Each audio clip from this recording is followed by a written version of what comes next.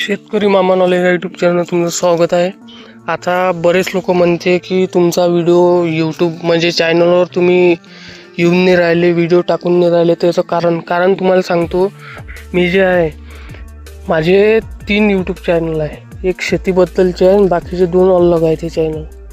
तर शेतीबद्दलचे मी तुम्हाला फक्त नॉलेज सांगण्यासाठी मी व्हिडिओ बनवत होतो। ते कारण काय झालं, कोणीही यूट्यूब चॅनलले सपोर्ट करत नाही, सबस्क्राईब करत नाही, त्याच्यानं मी याच्यावर काही जास्त काही व्हिडिओ येत नाही। आता हे म्हणणं आहे आपलं। कारण काय तुम्हीच सांगा, कोणी म्हणजे लाईक नाही करत, सबस्क्राईब नाही करत, तर मग आपण व्हिडिओ टाकायचं जीवावर नाही काय? कारण का व्हिडिओ बनवायला मेहनत लागते, व्हिडिओ एडिट करणं, अपलोड करणं असे बराच टाईम जाते।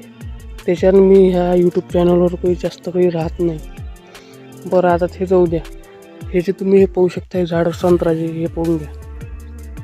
ह्या झाडाला मी उन्हाळ्यामध्ये म्हणजे आता मी काय टाकलं आहे, पहिले मी युरिया आणि DAP खत टाकलेलं आहे याच्या बुडात, म्हणून हे झाड हिरवेगार दिसून राहिले।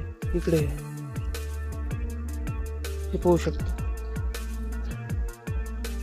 हिरवेगार झाड आहे।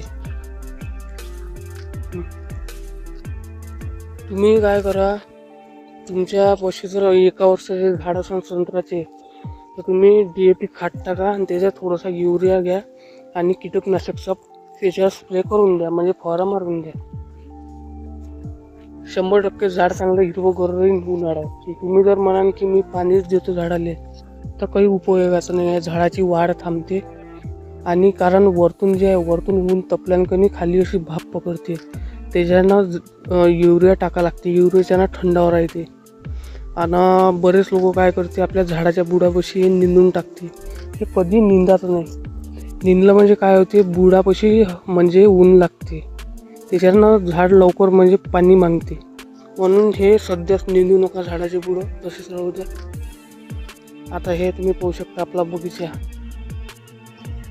अतिशय म्हणजे मिरगावर टाकलेला आहे आणि पाणी बंद केलेलं आहे। आता आपल्या 5-6 एकरामधला जो संत्र्याचे बगीचे आहे, ते पुरं पाणी बंद केलेलं आहे। आता झाडाची कंडिशन पाहून घ्या।